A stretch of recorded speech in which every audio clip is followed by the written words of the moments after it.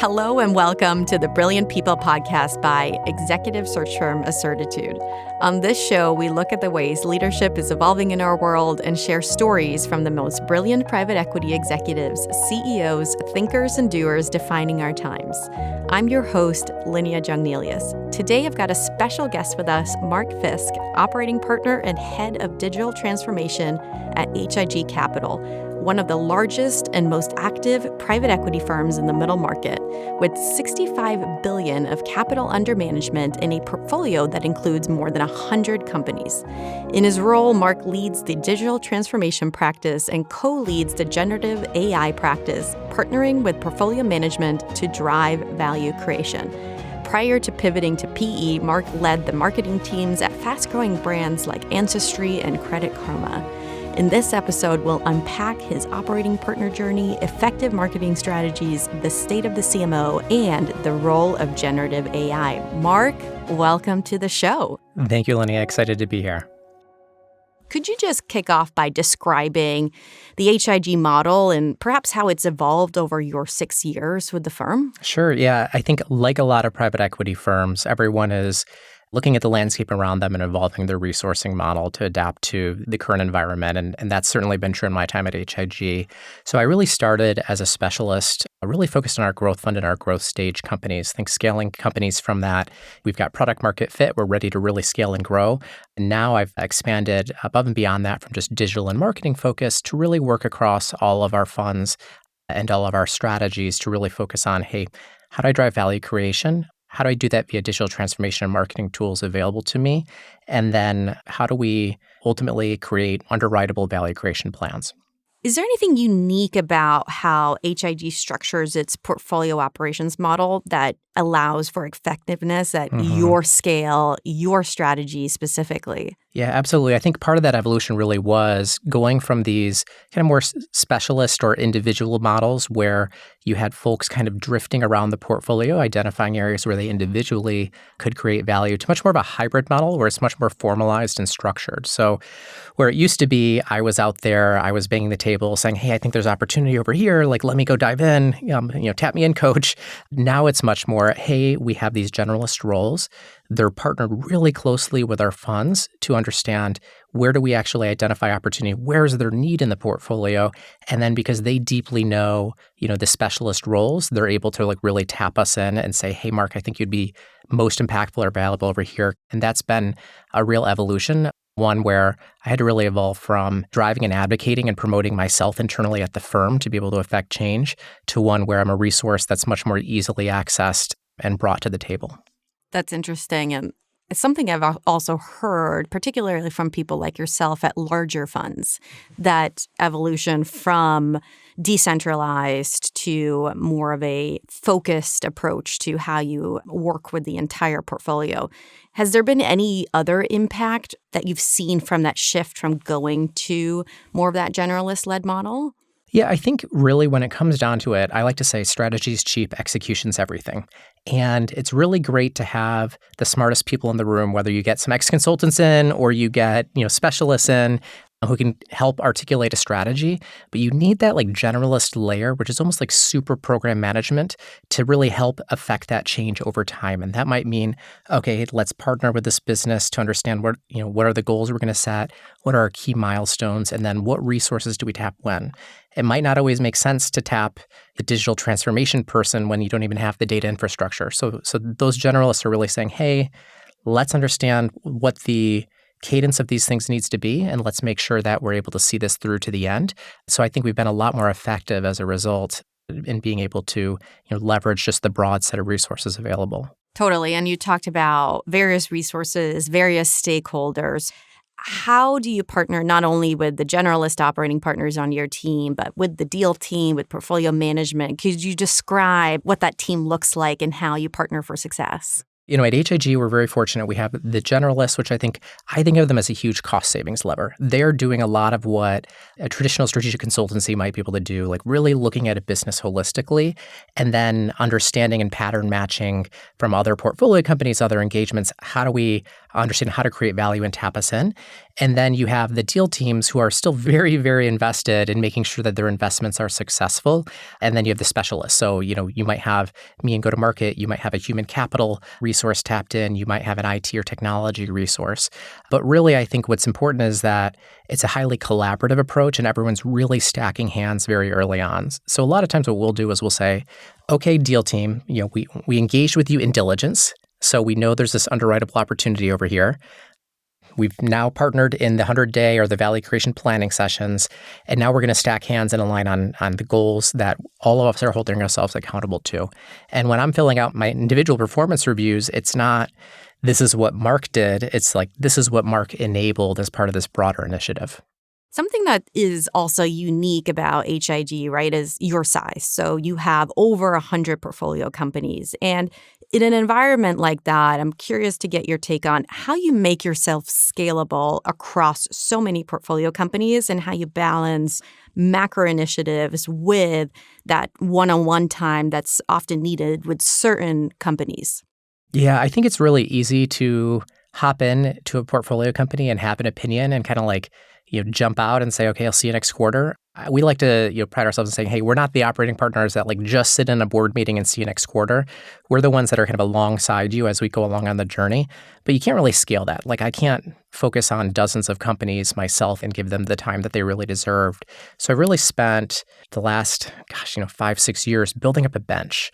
And that bench doesn't necessarily have to be consultancies. I really think if I'm using like an MBB, I probably failed. I'd rather find that kind of like guy with a shingle or that really small boutique agency that's really, really good at helping businesses in this category, this life stage, and with this specific problem that I can tap in. And then not only are we getting a highly specialized resource, we're probably getting it a little more cost effectively. And, we've also got someone with whom we're sharing a common language. It's like, okay, at XYZ portfolio company, remember how you really dug in and fixed that MQL to SQL problem? Like we have a similar problem over here in a similar category. Can I tap you in here? And because we've shared that common language, we've had enough reps, we're now able to be that much more effective. So now it's not about, hey, how do I, Mark Fiske, find time to work with a lot of different companies? It's like, how do I actually make sure that I've got my partner resource pool and they're allocated as effectively as possible to the engagements that we have? So again, you've talked about one piece that enables you to scale, which is figuring out the right ecosystem of partners and vendors to deploy across various companies. The other thing that you've shared with me that you do is this diagnostic tool, which enables you also to scale, right? Everybody getting a piece of your expertise. How do you use that tool and how do you make it investor friendly? Yeah, I think there's only so much you really can do to make something accessible. Like, yes, do I have a 300-row Excel diagnostic for digital value creation? Absolutely. Am I going to share that with an investor? Absolutely not. So instead, what I really focused on doing is creating different diagnostics for different stakeholders at different life stages of a deal. So for example, if I'm in diligence, investors now know if a portfolio company is spending, say, more than 20% of revenue on sales and marketing, and they might not be able to articulate like a really clean methodology for how they allocate that budget or how they choose to make investments, it's like, your spidey senses should tingle, investment partner, come talk to me. And we have a list of, call it 4 or 5 things that any investor, whether they have a strong knowledge of sales and marketing or not, can kind of look at, understand, and say, okay, it's time to go talk to the portfolio operations group and make sure that we're leveraging their expertise and helping us as we go through this process. That's a great recommendation for others to think about if they don't use it already. Are there any other ways that you focus on the items that are truly needle moving? Yeah, I think it's really easy to get distracted. You're going to always have inbounds, whether it be from portfolio companies or outside vendors or investment professionals. And I think the challenge really is, at the end of the day, what are we here to do? We're trying to create value for our shareholders. That means it comes to dollars of carry at work and the expected impact you expect to have. So while I did start with those dedicated growth stage companies, a lot of times those are like, smaller check sizes, smaller dollars at work. So now what I do is I really try to refresh quarterly a report that really shows like, okay, here, what are the dollars of carry at work in different portfolio companies? How do I actually then understand where there might be opportunity? And that's where we pull like marketing spend from SimilarWeb and other rough diagnostic data that says, okay, of the, call it 150 plus active portfolio companies, these are like the 10 where we might have the greatest impact. Let's go talk to those deal teams and understand whether they feel these call it 4 or 5 diagnostic questions are adequately addressed. And if not, maybe it's an opportunity to tap in. I think the other area really to focus on is hey, get in early, right? So it's really easy to come in and be the smartest guy in the room 4 years in, but a lot of times it's a little late, right? So getting in during that diligence process and partnering with the deal teams is absolutely critical to driving that alignment and being able to be most effective in your role. And were you always in early in diligence, or is that something that has come later as you got further into the role? I think early days, the answer was hey, just focus on the existing portfolio. We really trust our investors. They're wicked smart. They're going to really understand and run with this. But I think what happens, and this is true of any change management role or any role that involves change management, you really have to build some credibility. And after you've built credibility, then you kind of get invited to the table a little bit more and more. So in the early days, investors kind of might have been a little bit skeptical and been oh, marketing, that's a cost center, yada, yada, yada, eye roll. But after I really proved with really investment team by investment team, the ability to derive impact, then all of a sudden I found my phone ringing much earlier in the deal stage process. And that was the point where now instead of me being happy, I'm still happy to get involved in diligence, but I'm much more okay, why don't you call me when you're maybe a little bit further along, because I can't support, very early diligence for everything, but at least tap me in when you're at a point where you think there's high likelihood and we can really underwrite meaningful opportunity. So that's kind of how we've evolved over time, but it really did come back to the change management and building credibility, really team by team.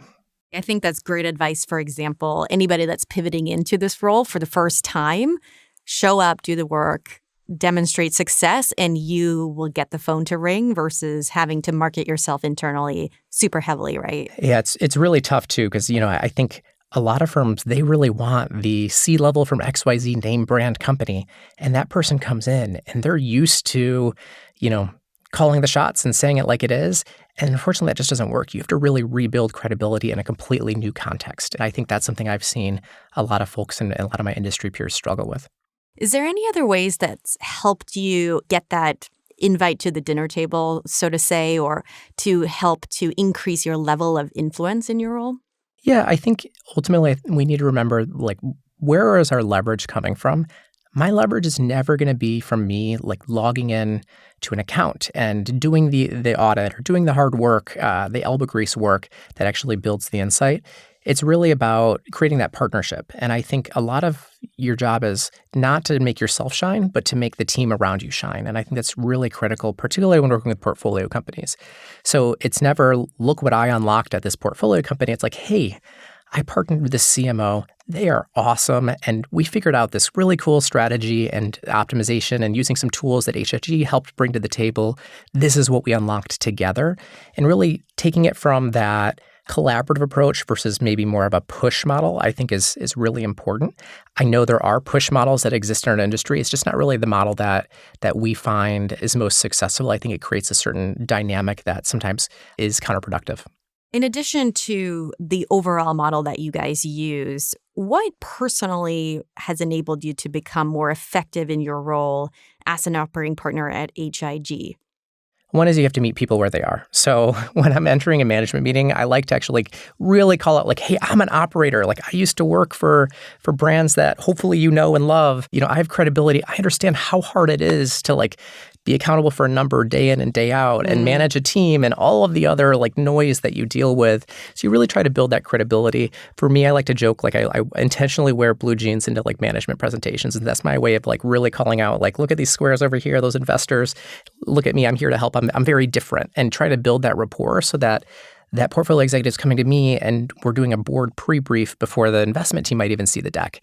And that's really helpful because that's how you build that credibility and trust. I would say also I kind of called out a little bit earlier, the earlier in the engagement, the better. Right after an investment, I think portfolio executives, they really expect change. They're eager and they really want to partner. You get a few years in when the engagement norms are kind of already normalized, it's a lot more of a little bit of a passive resistance, maybe I think we got this, thanks, but no thanks kind of thing.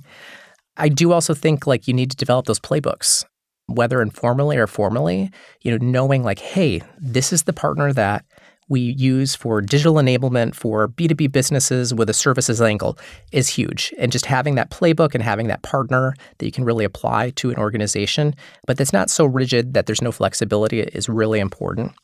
And then just directly tied to that, it's all about finding those key partners and developing the common language. So it started and we had agency partners, consultancies, things like that. And they were all coming to the table with their 110 slide decks with, very pretty imagery and all this. And it was really like, hey, that's great, guys. I just need numbers to populate a model at this stage. Like, help me out here. So I partnered with a handful of our agency and vendor partners, and we now have a common template that we use for different investment areas. And that's really allowed us to, one, speak that common language, move faster, but also be more effective in interacting with the investment teams that, are thinking maybe a little bit differently. They don't really care about what channel media diversification means, but they do care, what does this mean to a 1, 3, 5-year plan? I'm hearing get in early, build the trust, and develop the right partnerships and relationships again to create that leverage. 100%. If you boil that experience down to, 3 tips for people that are in your role as digital transformation operating partners, what would those things be? First and foremost, and I use this phrase a lot, change management. You need to recognize your job is change management. I think it's really easy to go from being an operator and managing large teams and barking orders and saying, I am right. That just doesn't work. The phrase that I've heard used quite often is it's like going from a parent to being a grandparent. And when you're a grandparent, you need that gentle guidance. You need them to bring them along on the journey. Whenever I've seen brilliant people fail in these roles, it's because they were the smartest guy in the room and they weren't willing to really let that go. So I think change management is just absolutely critical. I think the other piece that's very common in private equity industry, prior even to operating roles being as prioritized as they are, is really valuing the network, especially if you're functionalized or specialized. I realized there wasn't a really great network of operating partners out there, so I created a small Slack community, and every time I meet someone in digital and marketing in these operating and value creation roles, I tap them in and say, hey, do you want to join? And now, not only do I have my own list of past experiences, vendors, partners, resources I can draw on that I feel are really the best at that little thing they do, but now I've got that network that I can draw on and say, hey, go to market for XYZ type of organization at this scale and this stage. Anyone got a ringer? And usually someone's got that perfect resource that you can bring to the table that everyone's like, oh, wow, how'd you find them? And I think that's really valuable. And then finally, I'd just say it's about the rituals. Anyone who knows me knows I'm pretty process oriented. I love a good weekly or a fortnightly call with a built-in check-in on key items. I said before, strategy's cheap, execution's everything. It's the execution where things fall down. I've gone into companies countless times and just seen they'll pull off this, old deck from an MBB and say we did this last 18 months ago. And I'm like, what's happened since? And they're like, oh, well, we never really did anything with it. And it's like, wow, you spent a lot of money to get these really interesting insights, and now you've done nothing with them. So I think creating those rituals around accountability and the planning and then the execution against that plan is critical. Otherwise, you just get so distracted so easily. You have to be a determined doer, but you also have to have those things in place to hold people accountable, which helps to drive the doing, right? 100%. Yeah. 100%. Another thing I want to pick up on that you mentioned quite a bit earlier is that your prior experience has really helped you to build credibility in your role.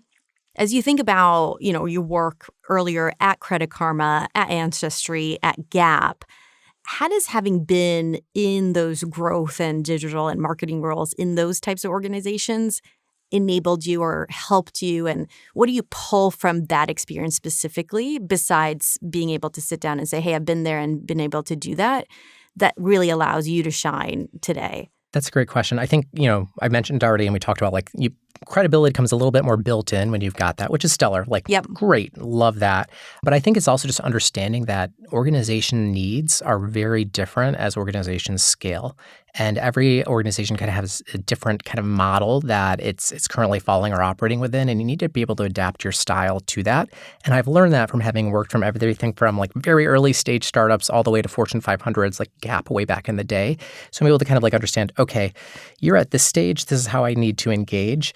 There's a framework, the ADISES framework for organizational maturity that I'm a huge fan of because it's a great tool for me to go to the executives and say, hey, you're in that awkward adolescence phase. Like what you're feeling is normal. It's okay.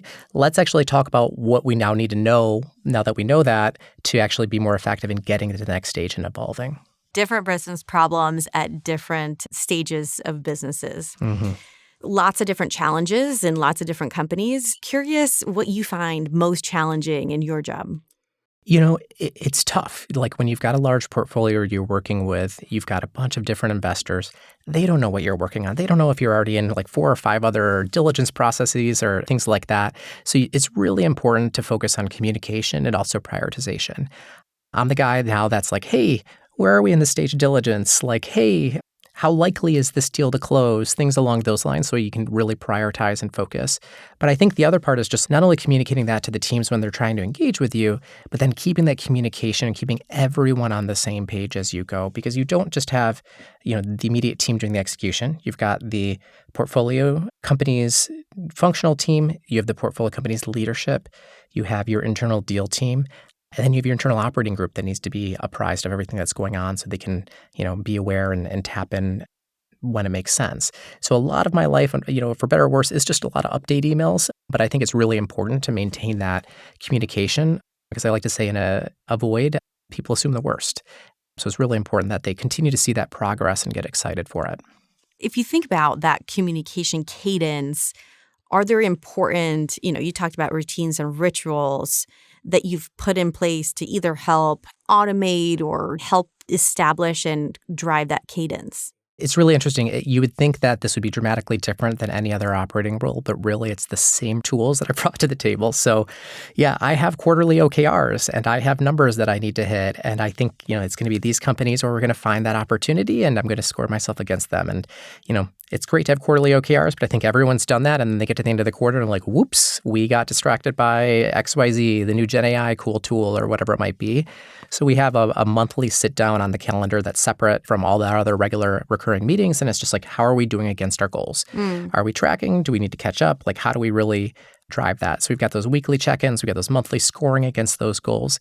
And then we do that not just with, the internal operating team, but with the portfolio team to make sure that the internal resources and the portfolio company talent are really all on the same page.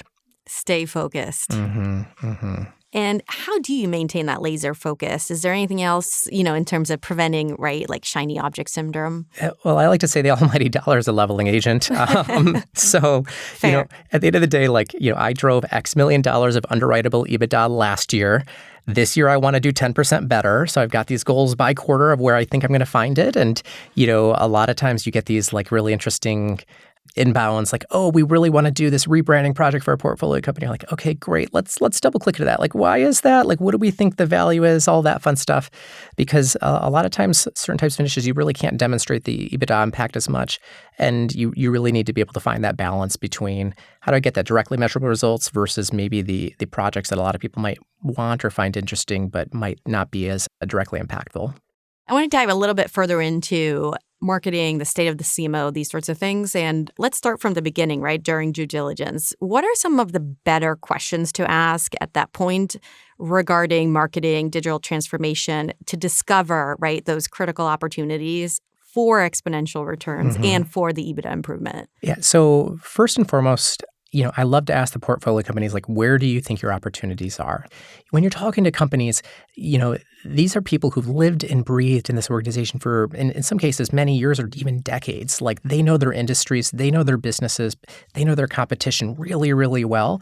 And a lot of times they have a good sense for what those initiatives might need to be, but they don't necessarily know how to get there. So just understanding and hearing in their own words, like, I really think I need to build out a demand generation machine, or I think I need to move from a sales-led order-taking model to one that's digitally enabled so people can log in and yada, yada, yada. All those different types of things are like, okay, great. Like, let's talk through this. Have we sized it? You can really double-click a little bit more there. I think more broadly, I'll ask, the broad strokes question, what is your growth model?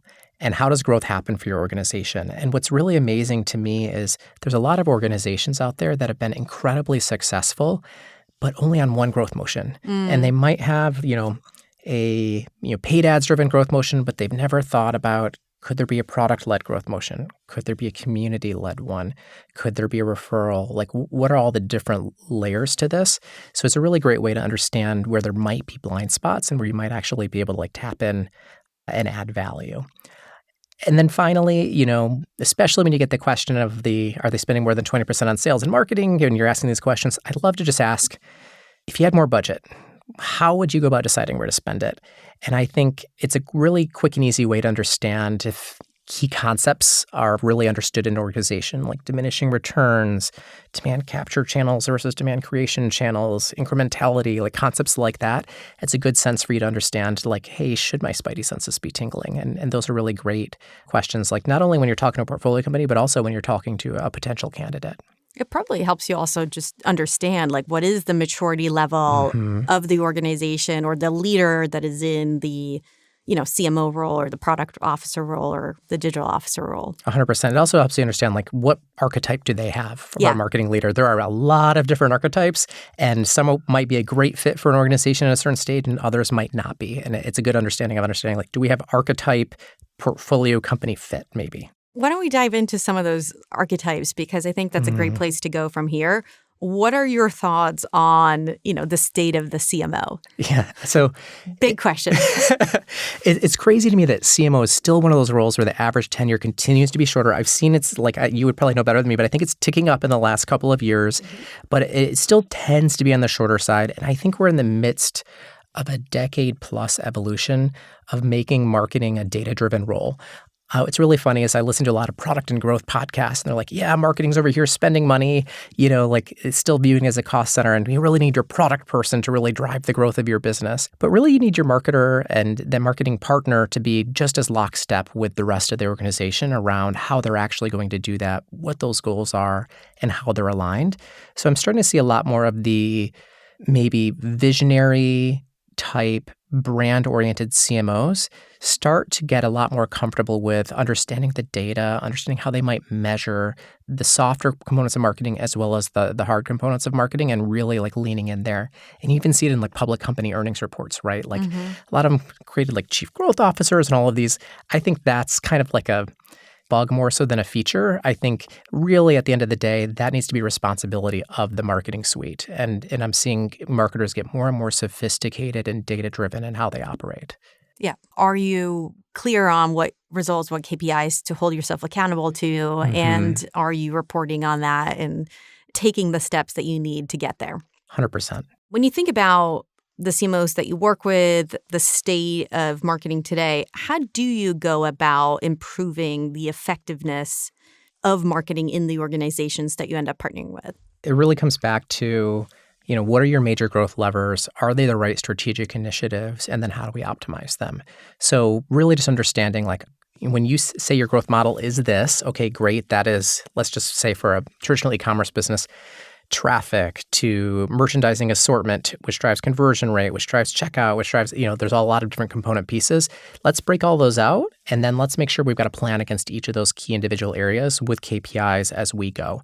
And I think that's just like really important. Absent that, you're really just kind of picking from a grab bag and kind of hoping for the best. And ultimately what you have is a bottoms-up budget for that organization that reflects all those key strategic initiatives and hopefully marries with a tops-down budget that you might get from a CFO or from an investment team.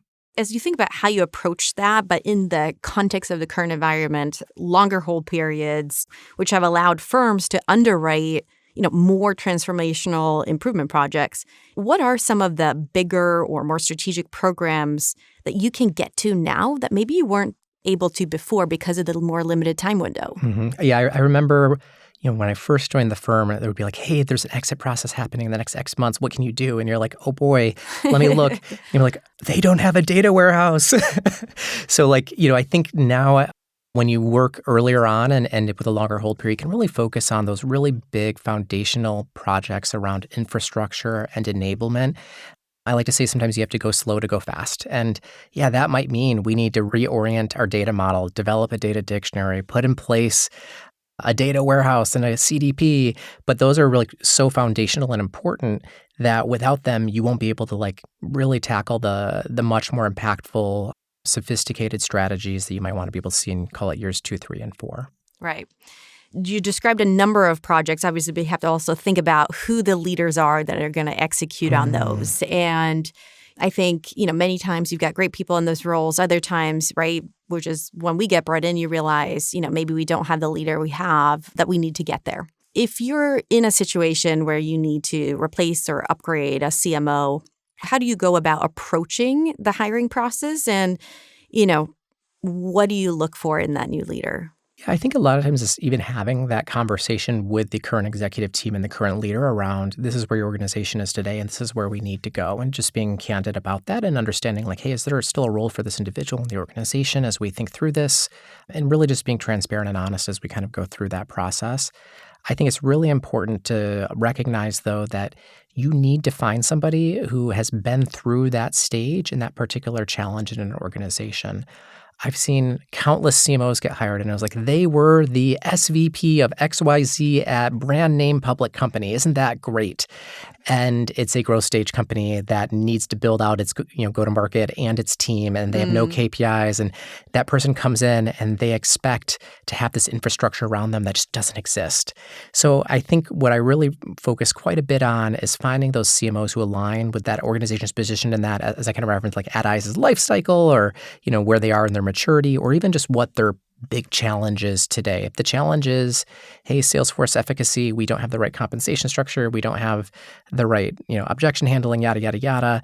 Let's find someone who's actually been on that journey before, because we don't want to have to pay for them to learn on the job. I also would just say no one's perfect. I think we all have biases built in. I'm a big fan of outside firms that'll come in and really dig in and partner alongside a candidate who invests sometimes 2, 3, 4 hours of their time to go really deep and do like maybe a modified Hogan assessment, or really help you understand what is this individual's blind spots, so we can go in eyes wide open and be transparent with that individual. Like, hey, we really like you. Here's your blind spots. As we're thinking through your organization, how do we complement you? Like, do you hire a senior director of XYZ to help that area that you might not be the strongest in? And just really having that dialogue as you work with potential talent. What I'm hearing is a focus on fit for purpose. So what are the business challenges? Again, do we have somebody that's close to being able to execute on that? If so, like, can you pair them up with a coach, or are they far enough along that journey? And if they're not, let's make sure we go out and identify, assess, and attract, and be really, really clear on what that scorecard looks like. 100%. And also, do they have the appetite for it? A lot of times you talk to people and they're like, oh yeah, I've done that 15 years ago, blah, blah, blah. And then you're like, okay, you're ready to do it again. They're like, oh. Yeah, will and skill. Exactly. I love that. And that's it, right? We always say, right, we hire people, not resumes. And so nobody is perfect and no one's going to be perfect. So it is really about figuring out who's that person that's going to complement, 100%. supplement, and again, drive the needle for you. As you get into the interview process with people, I'm curious, when you're hiring for CMOs, what are some of the better interview questions that you ask? Yeah, so there's some questions that I think almost regardless even of function, you really want to get a deep understanding of. One I love to ask is just like, what gets you out of bed versus it's just part of the job? You might be really good at it. You might be like the best budgeter ever, but if that's not something you really thrive in, great. I want to know that. I want to know what you're passionate about and how does that align with what the organization needs. It's nothing wrong. Like, there's a lot of great candidates out there that you're talking to and you're like, you are stellar, but you are not stellar for this particular company. So I'll really try to get to understand like what makes them tick and what are they going to be most passionate about in this role.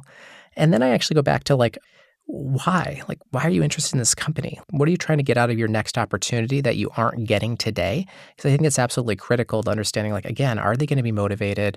Are they going to be driven? All those things. And then I really try to understand, what environments do they thrive in best? And I'll ask them, but then I'll also go do relatively deep references. And the references are never, should I hire this person? Because by the time you're calling references, if you can't find 3 people to say something nice about you, something's wrong, right? It's much more, hey, how does Linnea thrive? What environment does she operate best in? As her former manager, what would you want her next manager to know? So really to understand, is this person going to be able to operate with this type of environment? If I have a very direct CEO who plans on top-down communication and you're not going to change that overnight, I might need to find a leader or a partner for that individual who's comfortable with that style. And that might, completely change the candidate you select for a role. You hit on something that's super important, which is don't just take the list of the 3 to 5 references that are going to say great things about this person, right? You need to dig deeper, and you also need to reference much broader. You need to get into things around development, management of that person, how you unlock and unleash their potential.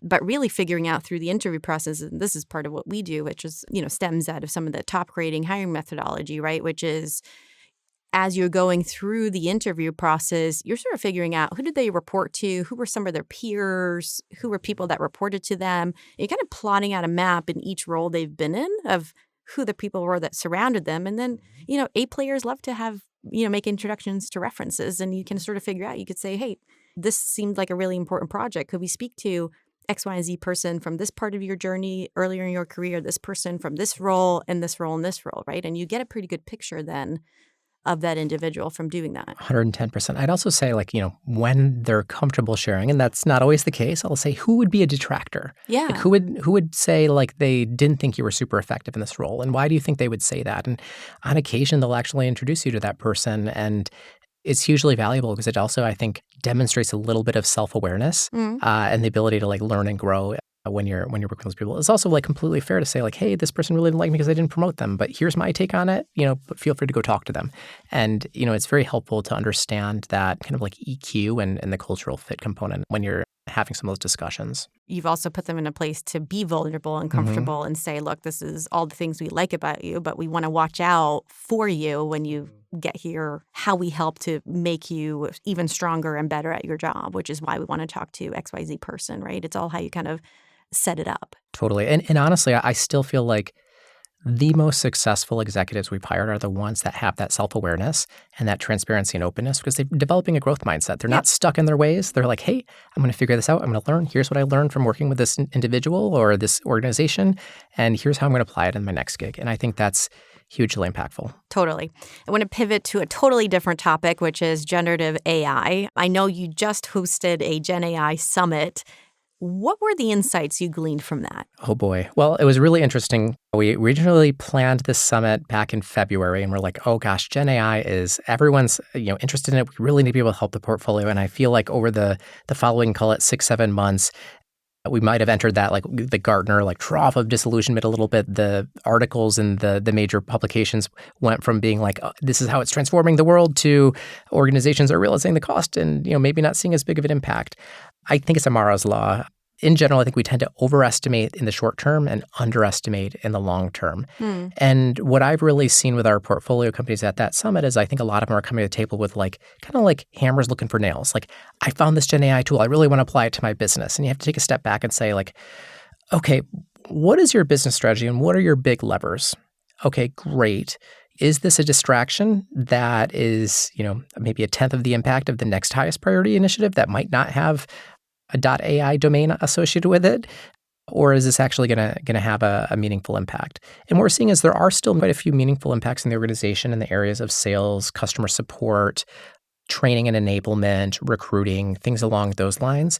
But where we expect to see the really transformative impacts are probably still a little bit in the future where companies are completely rethinking their strategy and incorporating Gen AI into the core strategy of the company versus bolting on kind of a third-party tool or chatbot that solves a very point solution type need.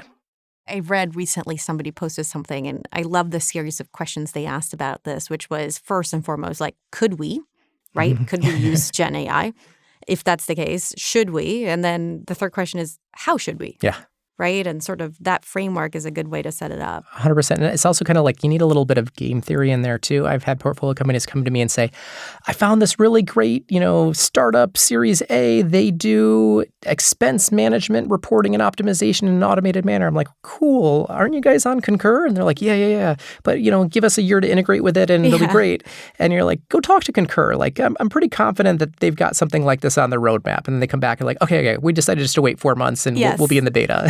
Yeah, exactly. Building off of that, how are your portfolio companies thinking through and applying Gen AI today? Yeah, I think right now A lot of them are starting with like a list of tools, and I think that's probably a bad idea. That's a really good way to find those like very tactical, easy wins, but not the point solution stuff. Solution stuff that's not particularly impactful. I think the ones that are most interesting to me are the ones that start with business problems. And the story I always tell around this is like when I was at Gap Inc.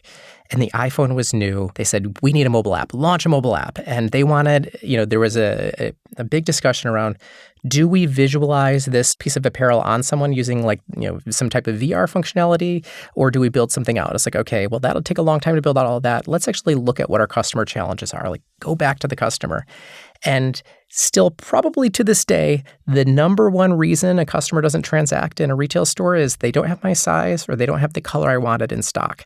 So instead of a really fancy AR thing, we just took a barcode scanner that allowed you to find what you needed in a nearby store or order it online. And it was probably far more impactful and tied to customer satisfaction than kind of the neat, shiny thing that you'd want. And that's something I keep reminding portfolio companies of is like, start with the customer first, start with your business problems, and then let's see where we can apply these solutions. It's fine if you want to put a chatbot, on your customer support page because it helps remediate tier 1 tickets. Like, I'm not going to stop you, but that's not going to be the thing that actually, really has impact in your organization. Again, everything just comes back to, is it going to drive impact? Right? 100%. Yeah.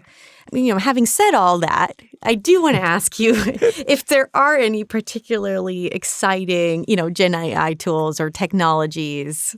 Yeah, it's really interesting. I actually think, starting with the generalist tools is hugely impactful in getting people comfortable with them because it can just be such a time saver and it's just kind of like the rising tide that lifts your productivity.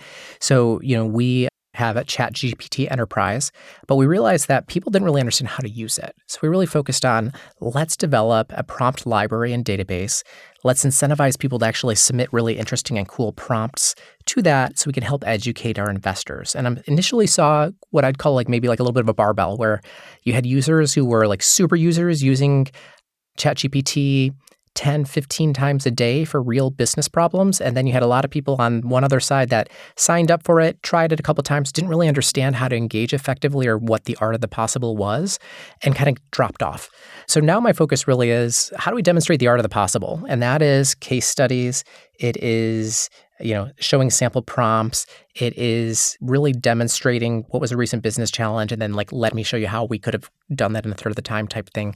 Just getting those messages out there, not just internally for our investment professionals, but also to our broader portfolio. And that's really what, when we had that summit, it was more intended to demonstrate, here's all the art of the possible. And, we want to unconstrain your thinking so you can think about where you might apply this in your organization. Yeah. And I'm sure you're having ideas bubble up from all over. Oh, yeah. 100%. So it's about capturing that and then, codifying that and making it accessible, right? Absolutely. Yeah. Do you have any favorite prompts? I definitely have favorite prompts. I have favorite prompt frameworks, all of that fun stuff. And then I have favorite tools too. Like there's some tools that are just really easy to implement and it's like, hey, yeah, it's a point solution. It's not going to revolutionize your world, but it's still pretty cool. So like in terms of chatbots, we use quite often one called Ada.cx. It's really cool, easy to implement and it really drives value quickly. So it kind of helps that light bulb in the portfolio company. And then there's a lot of other vertical specific tools where it's like, oh, wow, this is a very common challenge for healthcare companies. And this very compliant platform over here that's been tried and true and proven is doing great. We'll go ahead and cross-pollinate it to our other ones. And an example of that would be like Line, Liine. That just helps automate some of the challenges that a lot of our healthcare portfolio companies have. Is there a favorite prompt you could share? What should we add to our library? I mean, really, it really just starts with, and I'll use one example of many. So, I also occasionally support our corporate marketing team, and we have very specific guidelines around how press releases need to be written, whether using Oxford Common, what the boilerplate looks like, and what boilerplate you use when, yada, yada, yada. And it was really relatively complex. Speaking my language, Mark, and always use the Oxford comma. Oh, boy, let's not start that. No. So what we did is we actually took a bunch of historical press releases, attached it, said, hey, in the style, format, tone, you are a professional PR person, you need to make sure that it has these strict criteria that we've set as our standards, generate a press release for XYZ new deal announcement. Really basic. A lot of these press releases tend to be a little formulaic or boilerplate, but it generated the first press release that didn't have any edits after it went through our whole review process internally. Not a single one? Yeah, which Wow. was eye-opening. I think Mhm. that was, at least for our marketing team, an aha moment because it really did a good job when you give it the context, you invest in the prompt and in being clear enough, and then you've got a prompt that you can apply to probably most deal announcements going forward. I guess it's like anything. Input equals output. Exactly. And just understanding, like, how do I make this tool work hardest for me? Speaking of inputs, in terms of generating great output for your personal performance, for your life, your work, what are some of the things you do outside of work that allow you to show up as your best self every day? Sure. Yeah. I'd say, like, fitness and time to actually reflect is such a luxury, particularly in a world where you have constant distractions. So I actually put screen time on my own phone. I have my partner set the passcode so I can't spend too much time on TikTok or social media and just get distracted, and it forces a certain level of mindfulness. So one, on the fitness front, I think I had to find a ritual that really worked for me, and it was a home workout kind of system that I really liked. I'm not a gym guy, but I'll hit that home workout machine, and that's a really great way for me to get that in. And then also my morning kind of like reflections. So I'm not the person who's going to sit in a dark room and meditate, but I will have a nice long walk to the office. So while I could hop on the train and be in the office in 20 minutes, I'd prefer to walk, spend 45 minutes with some music in my ears and really think through the day ahead and some of the challenges that I'm having. And it really just helps prime me for my day. Having somebody else hold your password, that's just my next level, I guess I need to get at. I do have the timer that, pops off and it says, hey, you're almost at your limit. And then, I'm like, oh, no, I'll take 15 more minutes. It's probably more a statement on my personal willpower than anything else. That's too good. Yeah. But I am the person, I guess, who I do love an early morning meditation if I can, or a yoga class. But again, I think it's just, like you said, just a little bit of a pause, like just taking a few moments for yourself before you get into the stimulation and the busyness that just helps to level set your energy, I think. Yep. And there's no right answer. I think everybody's ritual is going to be unique and specific to them, and that's perfect. As unique as every portfolio company. No. Any leaders that are inspiring you lately, or, books, podcasts, quotes that, are inputs for inspiration? Sure. So on the leader front, I'd say I just love following Adam Grant on LinkedIn. I think he's incredibly thoughtful, both around organizational dynamics, understanding of people and incentives. And I just love to try to absorb maybe 1% of the brilliance that you can from his LinkedIn and his books. In terms of like books, I tend to like not follow the latest trend or craze in business books and really stick to like the really old tried and trues. And I just absolutely love Carnegie's How to Win Friends and Influence People. It's like, if anything, it's a reminder, like our life and our job really is all about change management, and how you go about that is hugely impactful. And your last question was that, Yeah, if you have a favorite quote. yeah, I mean, I'm going to get it a little wrong, but I think it's George Bernard Shaw. But it really goes back to like, it says like the people who get along in this world are the ones who, when they hit a wall, they look for the circumstances they want. And if you really can't find those circumstances, you make them. And I really attribute that back to like grit. Like, hey, if you persevere, if you really keep hammering away at a problem and understanding the constraints and the other challenges around it, a lot of times you can find that you had kind of maybe a false view of the world, or a view of a problem that was artificially limiting. So really just like hammering away at it and trying to understand it deeply and asking those 3 whys is hugely impactful and really kind of pushing through whatever challenge at hand might be. Isn't it fascinating how much this stuff is just about mindset? Yeah, 100%. Grit is huge. It is. And you just have to sort of tell yourself that there is a way and get through it. 100%. Yeah. But like to your point too, right? Building relationships, critically important, and investment in that is key as well. So we are almost at the finish line. We have gotten here. And in each episode, we like to wrap up by defining brilliance in a few different ways. So I'm going to hit you with a quick lightning round. If you could please fill in the blanks. Get ready. All right. Purpose is being helpful and seeing impact, I would say. Leadership is creating clarity of everything, expectations, direction, and a shared vision. I love that, clarity. Yeah. Success is having impact, like period, preferably impact in a way that elevates those around you. Brilliant leaders are.